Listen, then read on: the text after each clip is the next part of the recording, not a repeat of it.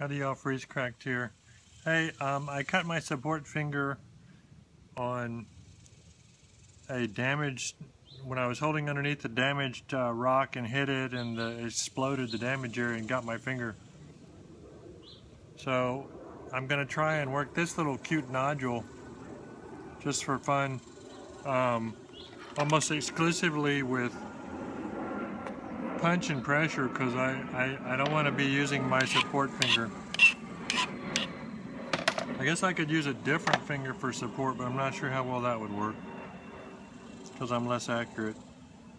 So I think I'm just gonna try and scuff the cortex on this thing. It's Friday, yay. It may not be Friday when you're watching this, but it's Friday when I'm making it. Not that that matters, but where's my punch? Oh, it's under my leg. You knew that. This is not in the center of the frame at all. What am I doing? Hold on.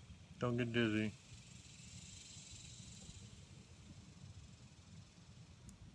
Is that alright? Maybe. Okay, so I got little opportunistic platforms here. Gonna hit a couple of them. Whammo!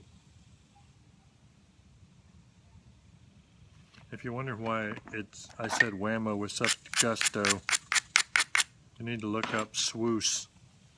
Swoosh.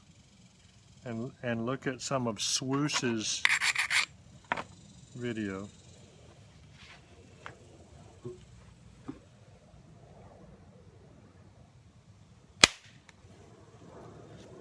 Whammo!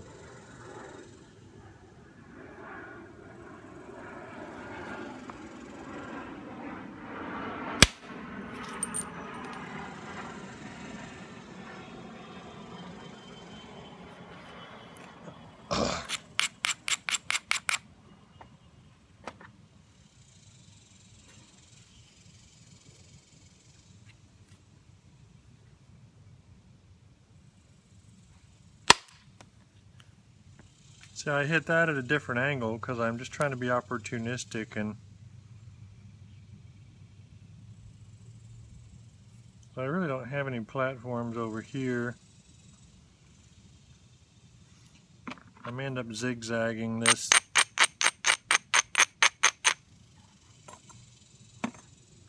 I don't really like zigzagging on this small a rock because I think it's wasteful. So I'm going to try and hit little bitty opportunistic platforms, and I'm just going to try and see how far I can get into this thing without doing anything steep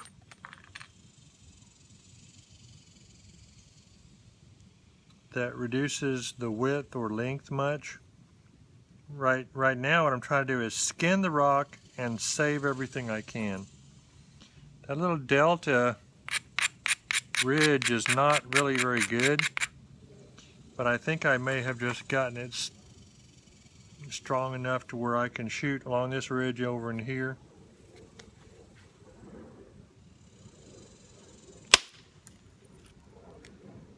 Helps some.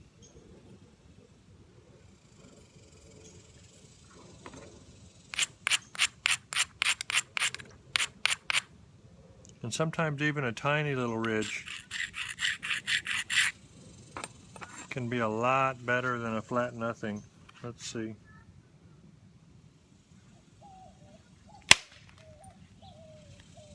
Okay, now there's no ridge. Alright, so I got this. I'm going to hit at an angle across over there. See that square? I got always a braid because that's going to be slippery on that shiny old area of cortex. Very slippery. See, that was hit at a big oblique angle, came all the way over there, and undercut some of that.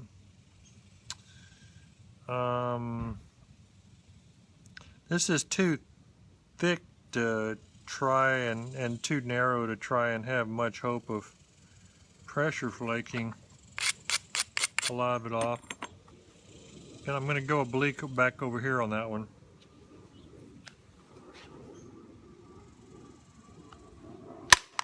It's like a chess game.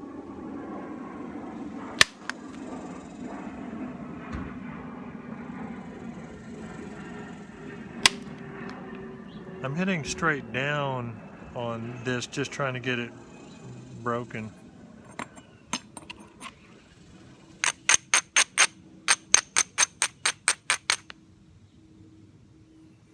But see, now I've got knife edges of little cortex, and I can't hit anything good on knife edges of little cortex, so I got to really go hard on it and lower it even more.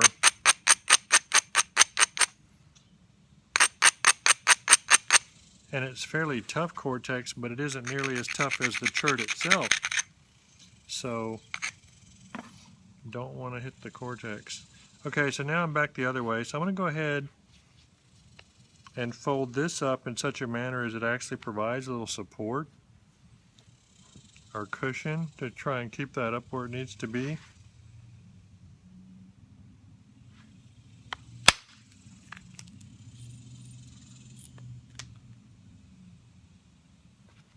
And I'm going to see how, I don't know if you can see that that's got a, you always get a burr on the end and it gets chewed up.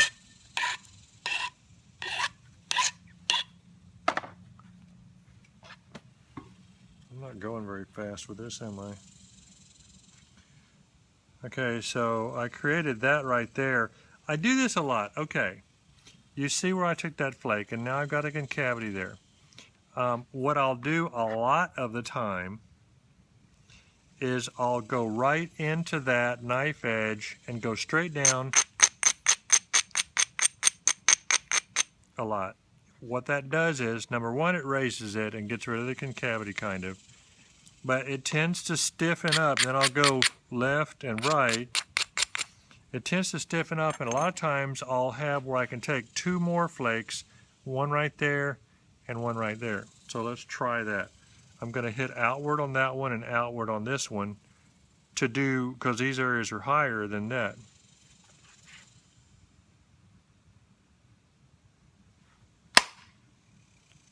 That failed. Go next to it, and that didn't fail. So I came over there.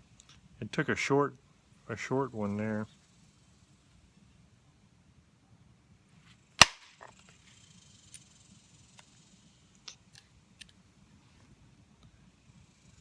And then I look at it again, and if it's still got a ridge, you know, I'll go ahead and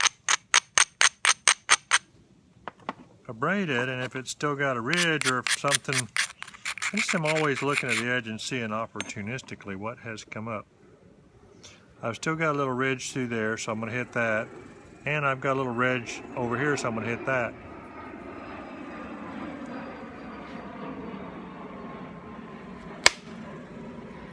It really doesn't matter which I do first because they're completely unrelated to each other.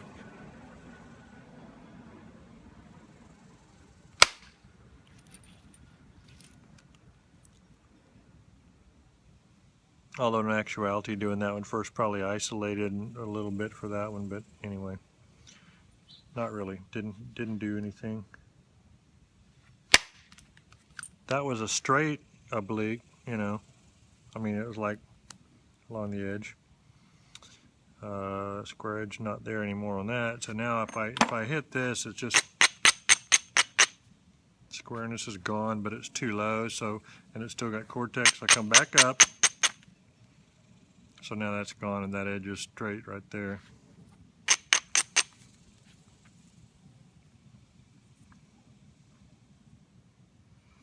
I don't have.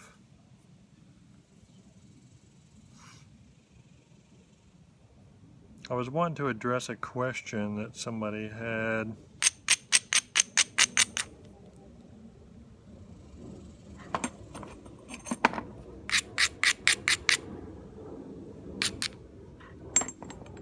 Micah had asked about undercutting steps. How do you undercut steps? And I don't have any big steps on this and don't really want to create any, but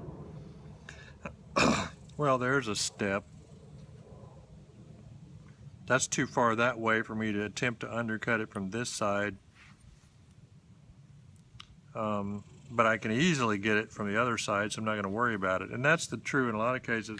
You know, what you would like is over time to get good enough at reading your edges, setting your platforms up strongly, and then whacking them to at least, if you're going to step it in the middle or past the middle. What's bad is when you step it, you know, say a third of the way across, where it's a long ways to try and get it from over there, and it's risky to get it trying to undercut it, and if it's in the middle, you can't get it from the sides very well. You know, if you put one right here, it's no big deal. You get it from this end. Sometimes you can shoot at angles and cut at least half of the thing off, or actually shoot, like if I had one right here right now, I could shoot from over here and get it.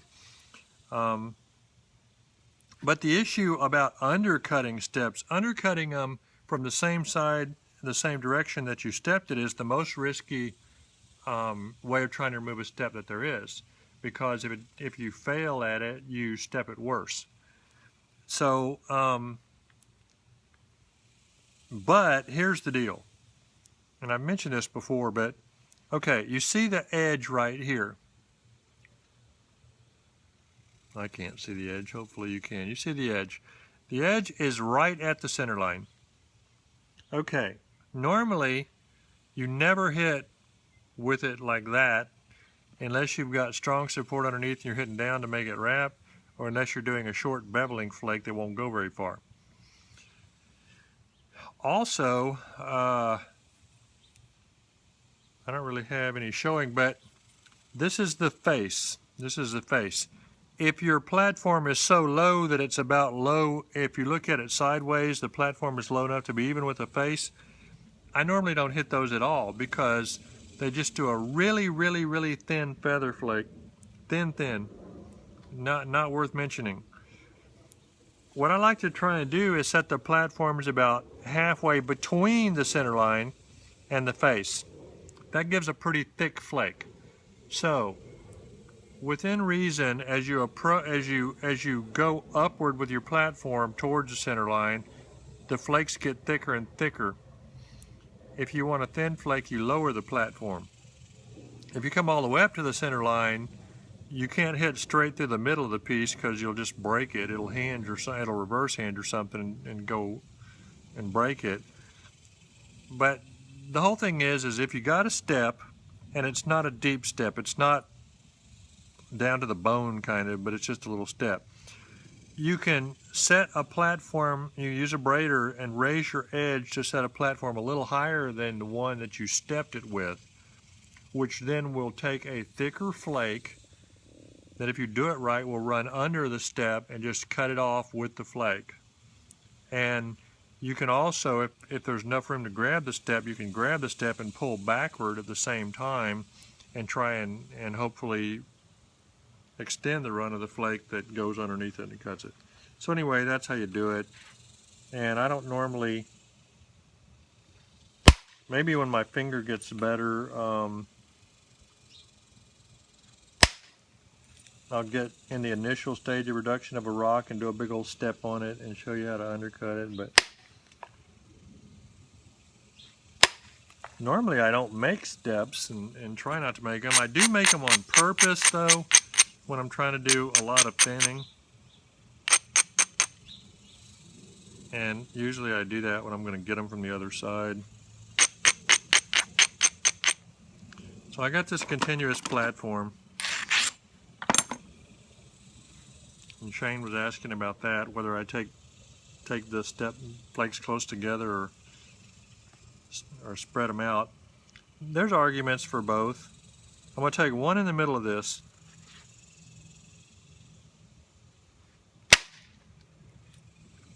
Okay, so there's one in the middle. Hey, there's a step. Now I'm going to space it out and take one a pretty good ways over on either side.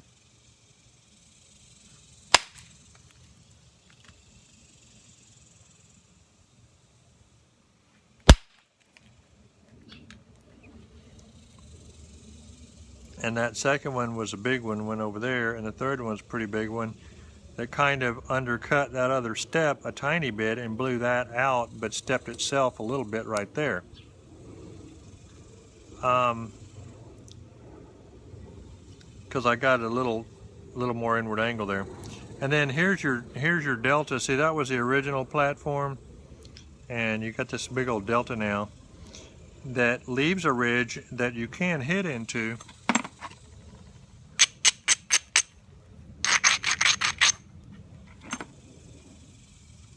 And so when you space them out like that and then come back in between and hit, you know, it can do good stuff.